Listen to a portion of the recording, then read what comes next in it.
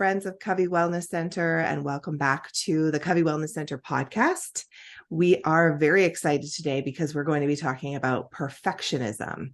And I have a couple of returning guests, some of our beloved therapists here at Covey Wellness Center who are also perfectionists like me. And so the three of us are coming together to talk about a subject that we have both personal and professional knowledge of, and a great amount of empathy for, because we are living through what it means to deal with perfectionism and to find our way to good enough and to have a lot of self-compassion and to deal with inner criticism and all sorts of things that characterize living and moving in the world with perfectionistic tendencies. And so we're going to talk a lot about that. We're actually going to do at least a two-parter series. We'll see if it takes more time. We'll take the time to do it.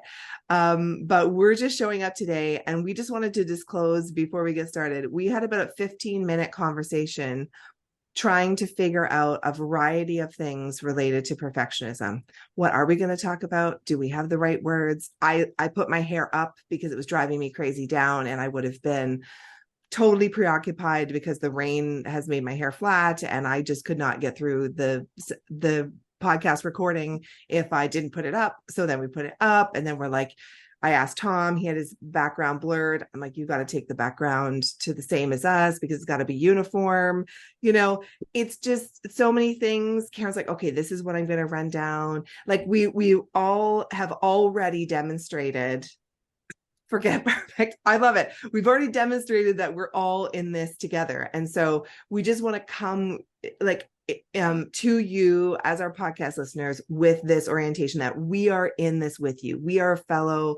Yalom, who is a great writer in the psychotherapy world, talks about how we're fellow sojourners. You know, we're not perfect by any stretch. And in fact, we're figuring out what it means to be well in the world and in ourselves and in our personalities. And so I think I'm going to learn a ton through this conversation. We always do learn from each other, and we hope that it's going to provide you with some really great understanding of some of the research, some of the concepts, and maybe even whet your appetite to do some work with a therapist around these things so that you can really see some progress. We have all done that. We've all worked with others around our perfectionism. We help each other here in supervision and peer consultation with perfectionistic tendencies. And so we get it. And it's so helpful to have somebody in your corner. So we hope that this is going to hit that spot for you to give you the tools that you need to think about this and then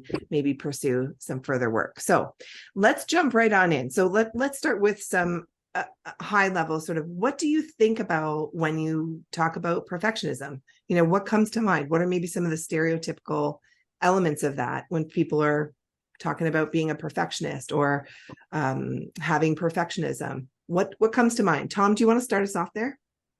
Yeah, I think the obvious is perfection. And for me, this was a big part of my journey of growing in awareness of how I function and how I operate in this way, because I always assumed that perfectionism was perfection and excellence.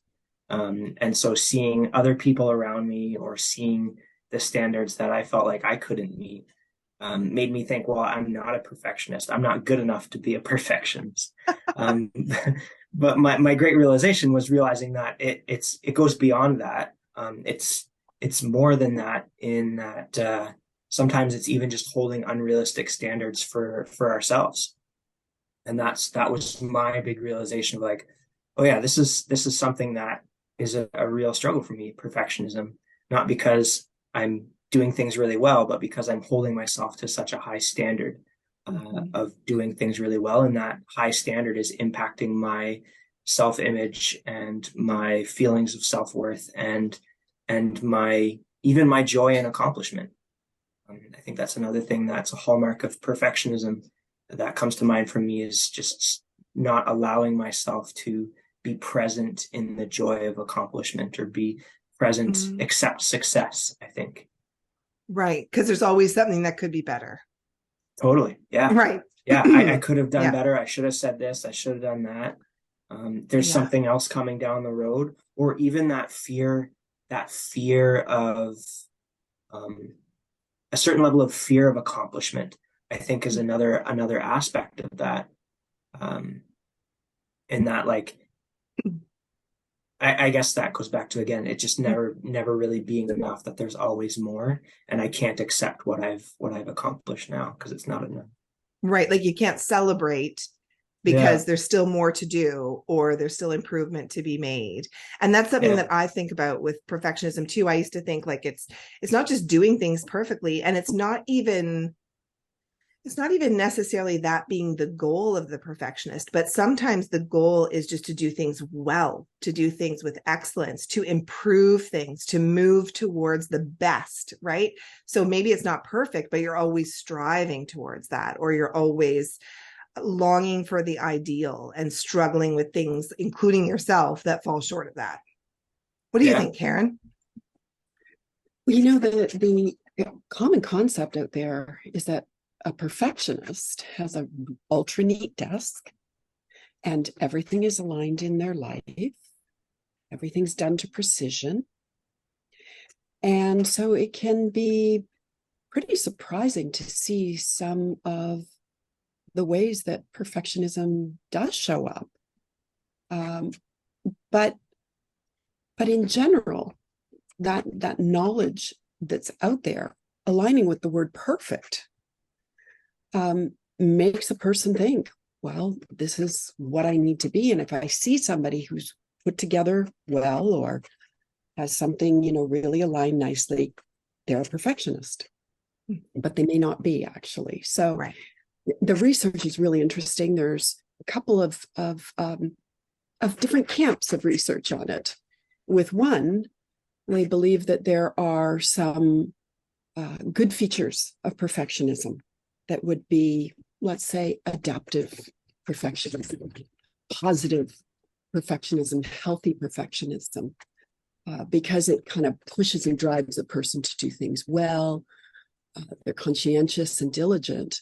But the other camp says, wait a minute, if these other features, such as Tom was talking about, I'm finding that there are things that are shooting me in the foot, affecting my self-esteem.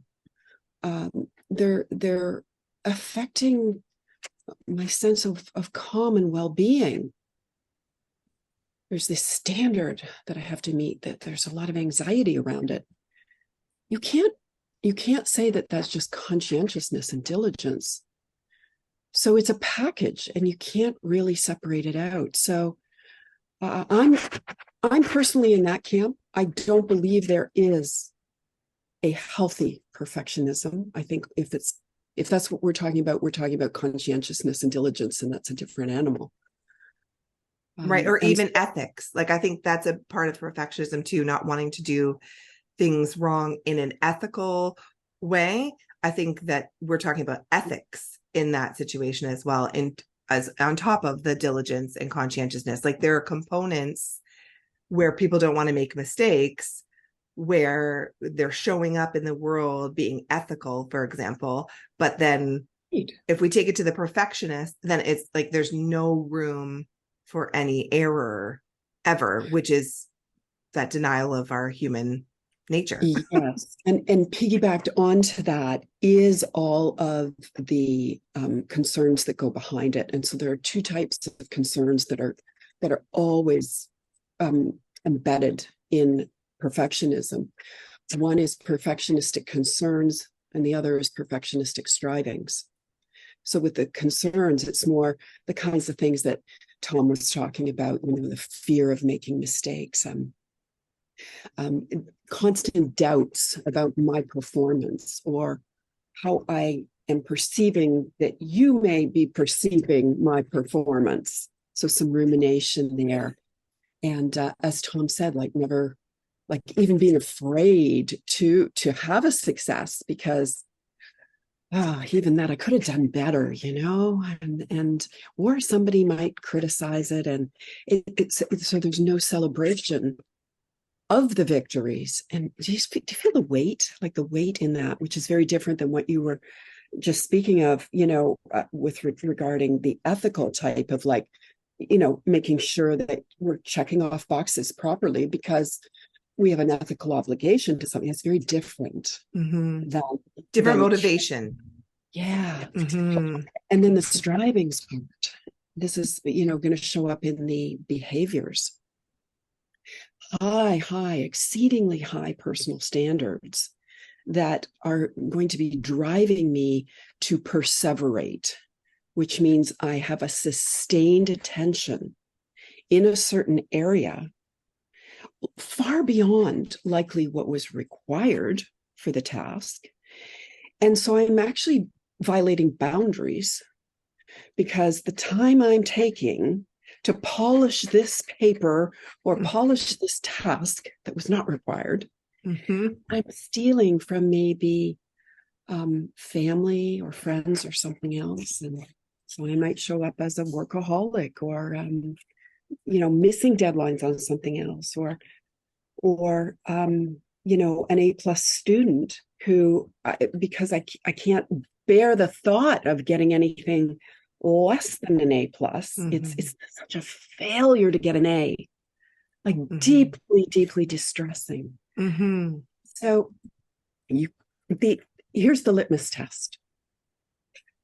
With someone who wants to do something, say perfectly, they're not a perfectionist, but they want to do something perfectly, the context calls for it, versus a perfectionist. The perfectionist has a need. There's a need, there's a drive. Right. Feel the difference. Because there are times when we need precision. Like, I think a number of people who have perfectionistic tendencies are drawn to careers that can require that. So, for example, pilots, because there's so much precision and there's so much, a big word for perfectionists often in my thinking, and certainly in my mind, is responsibility. But there is a level of responsibility that's appropriate. And then there's a level of over responsibility that kind of seeps into that perfectionism. So, if you're a surgeon, you want that person to be a perfectionist about cutting into your body and removing whatever and fixing it up. But at the same time, is that a compulsion or a need on their part, or is that just a job well done? It's like, I'm responsible to do this well, to do it ethically, to be precise. Those are good qualities. Again, going back to conscientiousness, diligence, excellence. These are components of perfectionism. But if you take the perfectionistic tendency out of that, they stand alone. That's sort of the goodness, right? So it's interesting because Tom, go ahead. Yeah. Well, I was gonna jump in there and say, I think that's maybe a good point of why it's important, in my opinion, to be intentional about our language, especially as we're trying to move out of perfectionism. Because like you said, there are many careers, there are many jobs, there are many tasks that require conscientiousness, responsibility, focus, detail, all those things that we can so easily lump into that perfectionism, like, I'm not good enough, I can't be a perfectionist, and yet I am being perfectionist. And so when trying to move through perfectionism, I think language is really important, because perfectionist is such a big word that's so common throughout our culture and how we perceive things.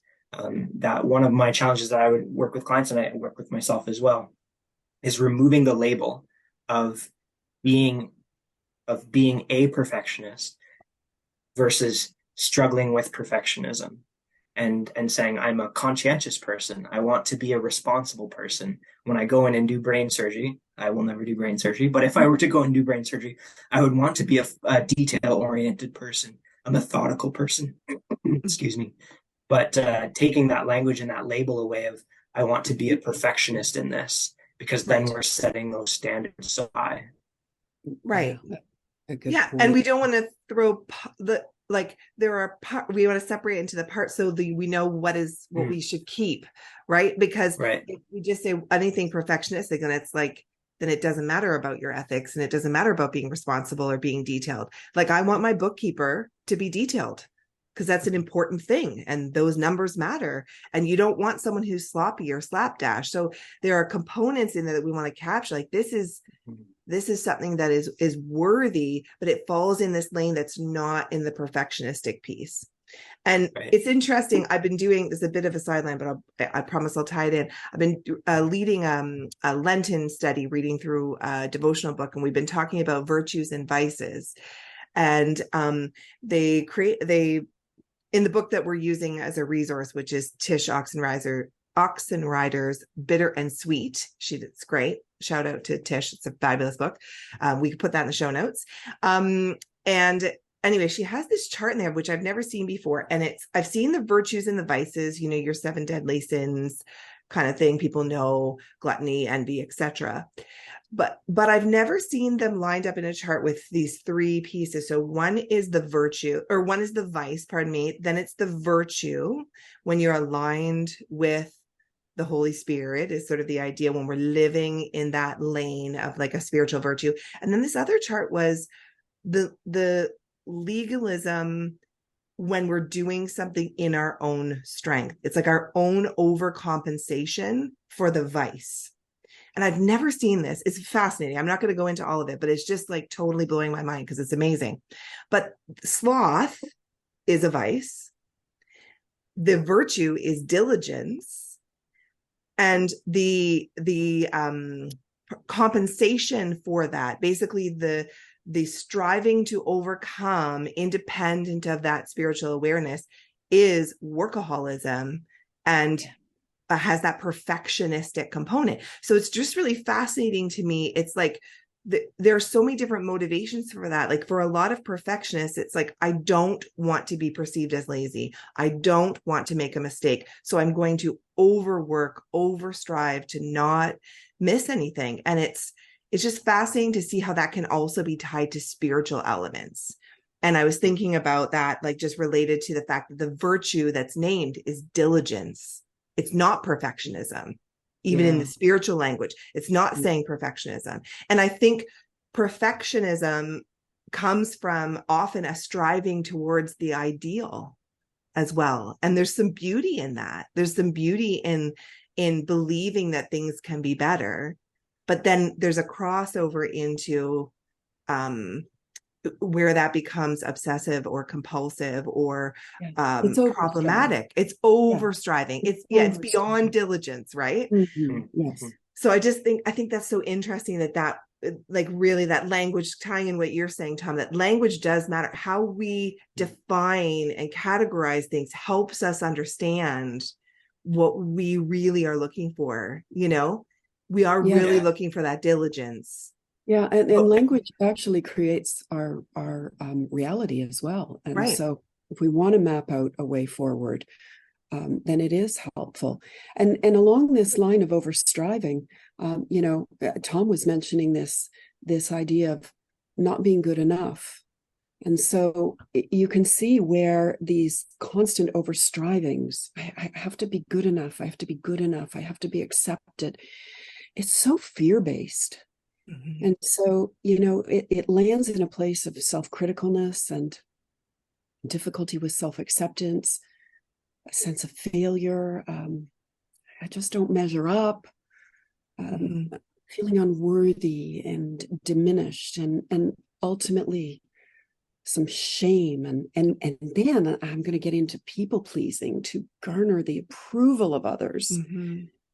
And ultimately, it's going to land me in a place of even procrastination. Like it's a huge hallmark of perfectionists because of the decision hesitancy.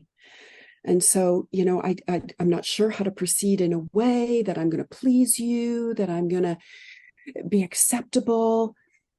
And so, ironically, back to this presentation of perfectionism, it can show up as the most unlikely forms. So, for instance, the person who has an absolutely, completely messy vehicle or messy desk, hoarders generally have huge elements of perfectionism. And you think, wait, what? Right. Would they have everything in nicely neat, organized boxes with labels?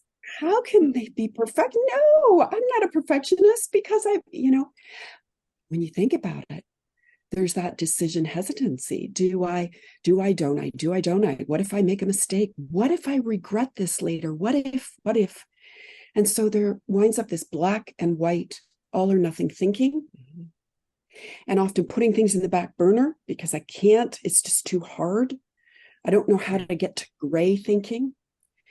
And then imagine if you landed in the place of piles and piles of things incompleted. And this can lead to issues in, marriages with unpaid bills. We had the money. Why didn't you pay it? Well, I wasn't really sure, which bank account to take it for, how to do like this precise, stumbling block. There's a neat metaphor about stepping over quarters to pick up nickels. I have to know exactly all the pieces before I proceed, so then I don't proceed, and now I miss the deadline. Right. And then it's a paralysis kind of. Paralysis. Now I'm in an avalanche of stuff landing on me, a sense of hopelessness. You can see where this is heading: hopelessness and depression, overwhelm. Yeah, overwhelm, and it can sometimes, even lead to suicidality. So this is not small potatoes here.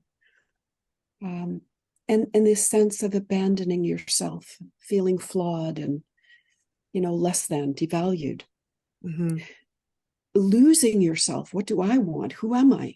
Because I just have this need to meet others' expectations and my own expectations. And so when our clients land in our offices, they don't know that this is what's underlying some of these features in some of these cases. And so, they'll show up as like many, I'm just thinking, show up in a state of burnout. They're exhausted, trying to keep up. Yeah, absolutely. And what comes to mind for me, first of all, is like, oh yes, I can relate to all these things, right? Like I'm like, oh yeah. And as I'm an Enneagram 1, and we deal with the Enneagram, I know we've spoken a little bit about that here and there. And the Enneagram 1 is sometimes labeled the perfectionist. I don't actually think it's the correct label, but I think that there are tendencies in this personality structure, that are definitely in line with perfectionism, but perfectionism is not a personality structure.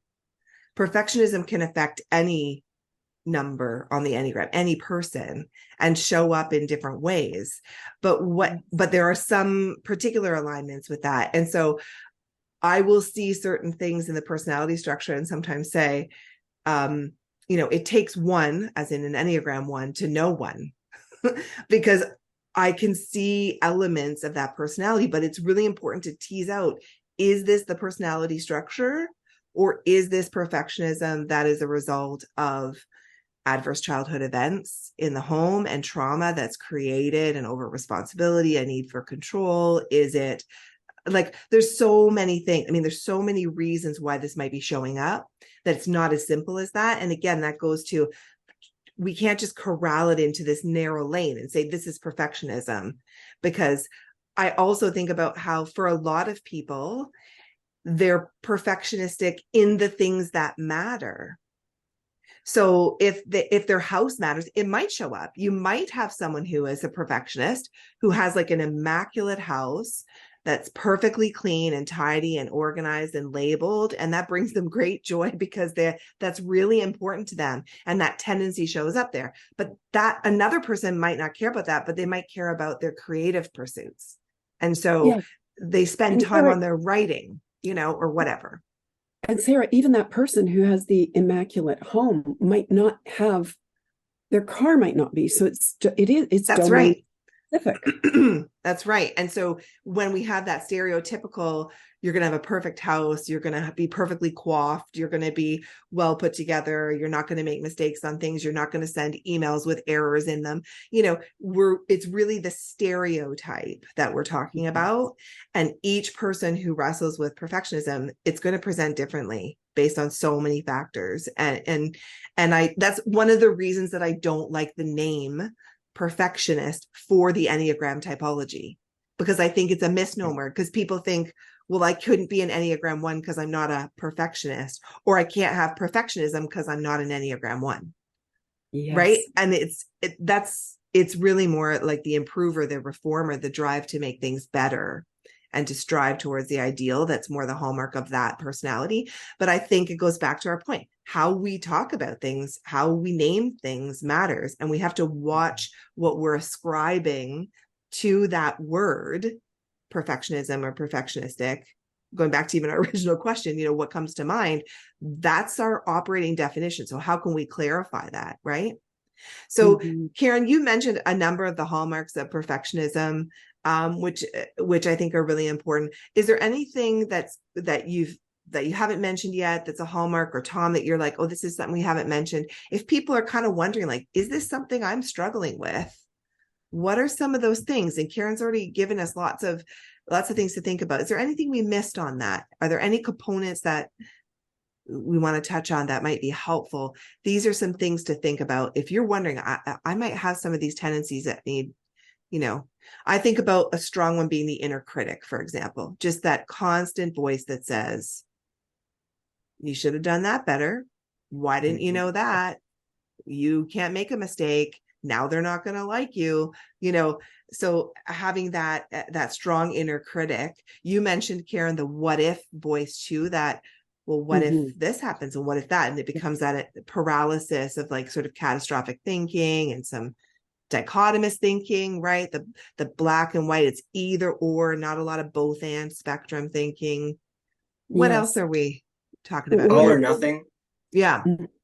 All or nothing would be another one. Kind of like on that line of catastrophic thinking, that like either I have to do this all the way and do it excellently, or I can't do it at all. And I've seen that come up in my own life, even in the avoidance of taking on new challenges or whatever, is that thought of like, I can't do this, or we can't do this, or that building stress. And I have someone close to me in my life whose favorite line is, it'll be okay. And they're not saying it in like, oh, it'll be okay, but like in a, it'll be okay. Like, and that's kind of one of those dichotomous things. And one of those coping mechanisms that I've found is to really hear that person in my head when I'm wrestling with that all or nothing thinking, and thinking it's not even worth trying because I won't meet that standard. Yeah. And just reminding myself and being okay with the fact that I'm okay and it'll be okay. So I think that's another one that can easily be overlooked, is the all or nothing avoidance kind of impact. What's coming to mind there, Tom, was our conversation the other day about that, where I was saying to you, the thing that comes up for me sometimes that's related to this is, why don't other people care as much as I do about doing things well? Yeah. Like, what's wrong? It's like this irritation or this frustration with the world. And it's really it's a judgment of other people and their standards not meeting my standards. But I think people who have this need towards perfectionism will have that frustration with others who don't care. Why can't my kids clear sometimes yes. Sarah. And next week, our next podcast, I'd like to come back to that, because in these we'll talk about some of the research where there are three different types of perfectionism. In general, the research shows. And, so one is socially prescribed, the other self-oriented, and the other's others-oriented. And everyone's going to have some dimension of all of them. It's once we get to that high end, the spectrum. So if we'll circle back to this, but that others-oriented can be critical towards others, and the self-oriented is critical towards self. But there's sort of an understanding, like there's not an understanding of why people don't think like me about this. I mean, that's generally true for people in their personality structures. You know, we get frustrated with people who don't think like us because we forget that they don't think like us. But Yeah. you can sense that, like, it's the irritation projected outwards sometimes, right? So, but it comes from that, like, well, I would never be so slapdash, you know, as to send out that email with multiple typos. I mean, what's wrong with that person? Which again is not, I totally appreciate what you're saying about how it's not everyone experiences perfectionism in the same way. And there are different elements, but some people might identify with that type of thing, right? Yeah, exactly. And I'm aware of the heaviness of this topic, you know, because they'll sort of devolve into these really negative feelings. And so, you know, I'm just sort of thinking in terms of identifying it in people. One of the ways is that when you hear strategies for overcoming, they'll resonate with you. So for instance, when I say, you know, embrace imperfection, you know, that might really resonate with me, to think of that. You know, I've got, look at this, this crunched up pillow. Yes. That I got 6 years ago when I was at the end of an upper level advanced experimental psychology course in perfectionism. And, you know, it really speaks to me that embracing perfectionism speaks to embracing imperfection. It's easy for me to embrace perfectionism. Yeah. That's not a word in my heart. Yeah. So I think when you hear these things, they're going to resonate. I remember seeing that pillow in a Chapters or Indigo, and it was like, oh my gosh, I have to have that pillow because it speaks to me. Or less is more. It's like, yes, cut down my goals drastically. Chunking time. And I learned so many great strategies from a website called flylady.net. I think it's still present. You know, time limiting yourself, set the timer. You know, I've got 10 or 15 minutes for this task and no more. Right. So that I'm not perseverating and stealing time from something else because my boundaries are so porous. Yes. And I think of good enough is good enough. That's one for me that I have to tell myself. And like Tom was saying, like, it'll be okay. Yes, right. Like for me, I had to say good enough is good enough. Another one for me is wasting time is not a waste of time. Yes. And they resonate so deeply.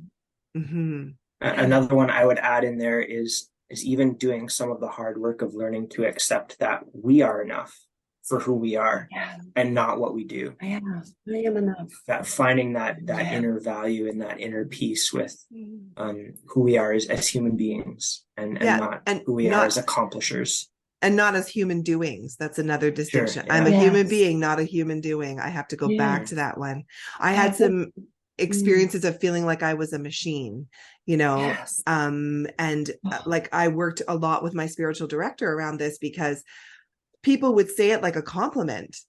Oh, like Sarah's a machine. She just gets things done. Like, and then I was just like, this is not sitting well with me. And I got thinking like my personhood is lost. I'm just cranking out the tasks, you know, and I had to go back to that. Like, wait a second, I am a human being, not a human doing. And I have to be present with myself in that and work through some of the discomfort. One word was coming up earlier was the discomfort around imperfection and having to sit with that and be okay. I did send an email, and this is a simple, silly example. I did send an email with 4 different spelling errors or something. And the discomfort in something even as simple as that can really derail us, you know. And we love that, Sarah. Right, go into that. So just really be like, okay, I'm uncomfortable about this, but can I sit with that? Can I get back to good enough is good enough? Mistakes are normal, you know. You're bringing to mind a fantastic book by John Acuff, Acuff. Yeah. And I have this book in all formats, and including a Kindle version. And when I was the first time I read it, I wakened one night in the middle of the night, and I didn't want to waken my husband, so I thought, well, I'll read the Kindle version, and so I'm lying in the bed reading it, and I'm laughing, and I'm aware I'm going to wake him up from the laughter, because he takes perfectionism and he just makes it such a delightful read. And his book is called Finish. He's got a lot of work. He's got numerous books, but the one in particular I'm referencing is called Finish. And when you were talking about, I'm a machine, Acuff says, perfectionism is sneaky. It tries to convince you the harder something is, the more miserable something is, the better it is. Right. And if you want things done, instead, look for ways to make things simpler. But our go-to is like, this has to be hard. This has to be a grind. And so fun, he says, is the mortal enemy of perfectionism. Right. And I highly recommend the read. He started out. We'll bring it into the center. We'll make sure. I'll make sure it's on our list to bring in for people who want to come and pick it up. He's fantastic. He started out as a researcher and speaker for entrepreneurs on getting things started and moving. And he realized that wasn't often people's big problem. It was finishing. Yes. They were getting bogged down. And so that's when he started to really delve into perfectionism himself, and came up with the book Finish. I think it's really important to think about how it doesn't serve us. We think it's serving us. We think perfectionism is serving us because it's moving us towards doing things well. It's moving us towards excellence. It's making sure we don't make mistakes. But it actually is paralyzing. It's actually demoralizing and shaming. It's not serving us. Yes, and how that impacts relationships. And Sarah, you have said, from this perspective of what's it like if I'm a perfectionist, what's it like to be on the other side of me, receiving that, this intensity that might be coming from me, this paralysis. Or even the criticism. Yes. Right? Because I know for me in my parenthood journey, one big thing for me learning about what it's like to be on the other side of me is I have an extremely high, I'm going to say tolerance, but really it's more acclimatization to self-criticism. So I can have 4,000 things that I know I've got to improve on any given day that are just weighing me down. Right. And so when I'm projecting outwards to my kid to do something, I'm like, that's only one little thing. Like I'm going so easy on you, but it can feel like people who are not used to that kind of inner talk or that kind of inner criticism, it can feel really jolting to them because they don't live in a world where that's the reality. And it can feel we're so desensitized to how this affects us. So that was a real moment for me because my husband said to me, like, you gotta be gentler on the kids. Like, you gotta tone that down a bit. Like that's, and I'm thinking to myself, I'm going easy on them. And it wasn't like an earth shattering thing in terms of like, I do think I'm generally pretty healthy in my perfectionism, but it was coming up in a way that I just had that mirrored back to me so that I understood how that felt and how that was being projected outward. Yes, right. Sarah, you've talked about your not right radar. Oh, the not right radar. Perfectionists will have a not right radar. Something's off of it.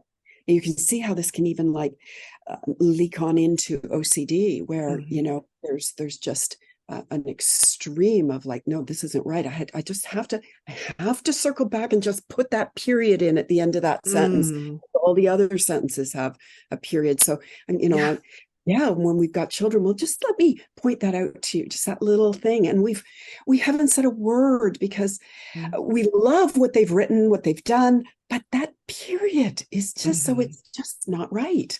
And so we can see the impact and sometimes the transgenerational movement of this trait perfectionism. Can you talk a little bit about that, Tom? Like the connection in families, maybe I saw you sort of connecting to something there. Yeah. Well, I think in the intergenerational aspect of it, it comes down to a lot of this. We all have families. We all have whatever they look like. We all have close relationships that nurture us through our life. And there's always debate about what's nature, what comes naturally, and what comes through nurture. But a lot of these types of things, particularly perfectionism, uh, struggles can come from just the patterns that we see in our life as we're learning how to relate to the world around us. The patterns of relating to each other, the patterns of relating to tasks, the patterns of relating to self are things that as children we watch and we see and we grow in. And certainly none of us are perfect in how we do that. And there are children, there are youth, there are other adults around us who see how we operate, and we have the opportunity to model these things for the people around us. And so as an adult, we can probably, it's hindsight is 2020. We can see in our past maybe some of those patterns that we've picked up on, not even really realizing it.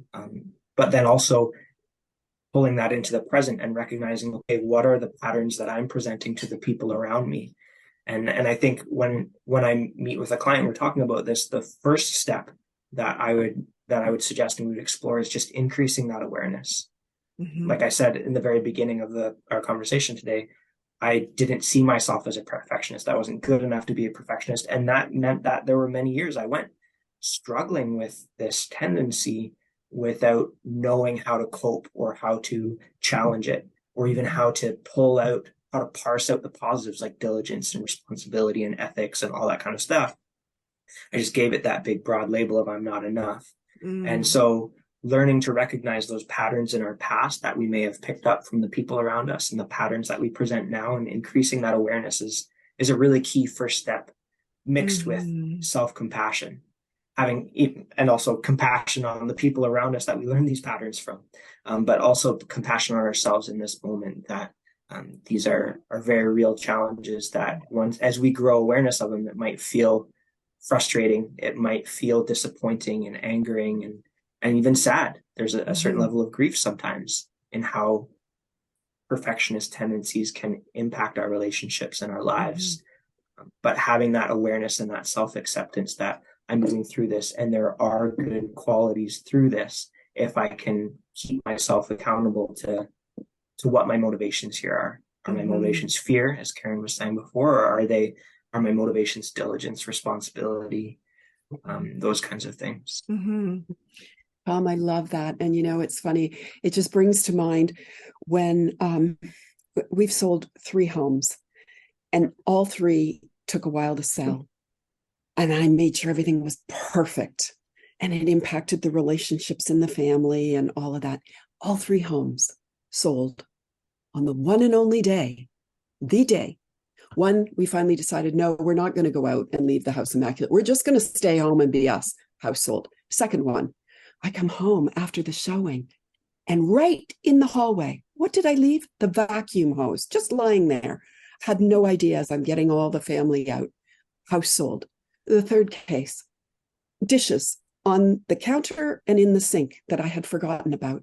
House sold. And now I have a sister who comes to our home and she says, I feel so much more comfortable now that I just, because I don't put everything away all the time. Things are, we live here. We live here now. Yeah. And she said, I just feel so much more relaxed. So, that giving this permission to be just, that permission to just be and enjoy life and figure out what do I want my legacy to be, right? That I had everything neat and tidy, perfect, or that it was relational. And sometimes understanding what you were alluding to, Tom, as well, if we understand the factors that are maybe amplifying that perfectionism, whether it's personality, whether it's a childhood home, whether it's maybe an unhealthy parent, whether it's even like a church culture, right? We could go into a lot of that, of how these different places that we find ourselves, both nature and nurture places, will sometimes amplify these tendencies. And when we can peel them away and maybe understand them a bit more, like you were saying, Tom, starting with that, creating awareness about that, some understanding, some insight about that, then we can start to decide whether we want to carry forward. Right. So if it comes from this unhealthy place and we start to realize, oh, that's my, my mother's voice in my head around this all the time. And do I want to carry forward feeling like I'm enslaved to that voice, that level of, perfectionism? I can make some conscious, intentional decisions about how I want to live in the world. Right. So I think, and I do think there's ways in which different aspects will collide and amplify this. And that can be in different seasons too, at different points in your life. Right. So selling a house, as a simple example of that, there's this pressure to like curate it, to present it to the world as pristine and perfect. Nobody ever lives in the house beyond that point, before or after, in the way that it looks. But the image management and all of that season just amplifies, like, I've got to have it look great.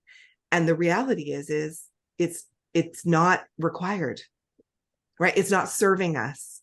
But the pressure of the sale and the pressure of the perfectionistic voices or whatever, they're colliding and amplifying that need to have it be there. So there's so much to this.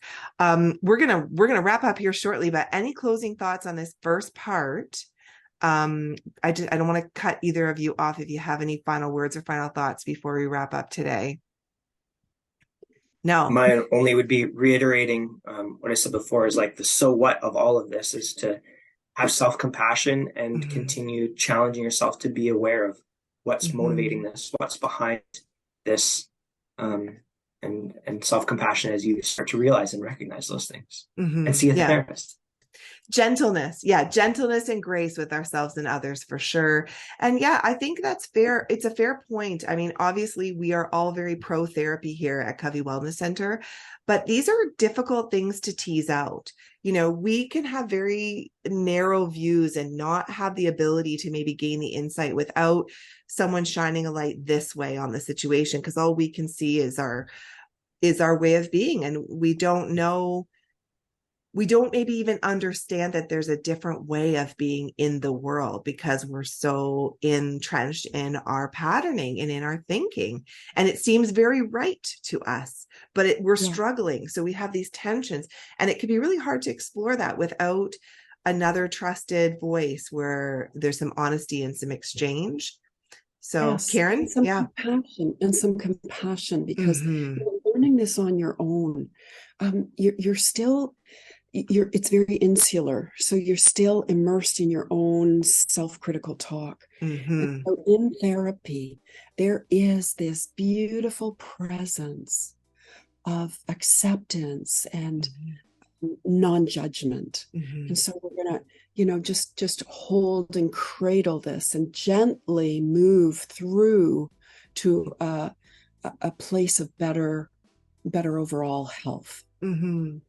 A place of feeling well in the world, because our position, sort of our camp in the research, is that there isn't a healthy perfectionism. So it's not, if there are elements of that, we're going to call them something else: diligence, conscientiousness. But if you're struggling with a form of perfectionism, then it's not leading you to a healthy place. It's not serving you. And so we want to figure out how to move you forward towards wellness, towards the beauty in your personality that keeps the elements that are good, but then is able to release into the good enough elements too, right? So so much to say. We're going to come back for part 2 next time. So please make sure, if this one resonated with you, that you remember that another one will be coming out in short order for you to pick up on. And we'll pick up the conversation and go a little bit more into those particularly 3 different types of perfectionism and give you a little bit more information on that. But of course, if you do have other questions, or you want to reach out and get connected with Tom or Karen or one of our other wonderful therapists here on staff at Covey Wellness Center, you can just go to covey-wellnesscenter.com and send us an inquiry there. It's super easy, and our team will be in touch with you and get you connected with the process. And so we are definitely here to help. We have a very, very strong compassion and empathy, the three of us in particular, but I know we're not alone on the staff here as well, with those who are struggling in this way. And so we would love to see you get some freedom and some joy and some liberation from this back in your life. So we'd love to hear from you. Also, if you're listening and you aren't already subscribing, if you can subscribe, if you're loving the podcast, please rate the podcast. That'll help people find it. Please share it if you know of someone that would really be interested in this topic, or maybe you're really resonating with this topic and you want to share this with your spouse or your significant other to help them understand what it is that you're dealing with. You could do that and have a conversation. We want this to be a resource that's really helping you move forward, and that can be spread to share as an access point to us. So please do that. We appreciate all of the follows and the reviews and the shares, and we're here for you. So I look forward to meeting with you guys again next time. Thank you, Karen and Tom, for taking this time out of your busy schedules too to talk about this. And we'll look forward to next time. Okay, bye for now, Great, everyone. thank you. You're welcome. Bye.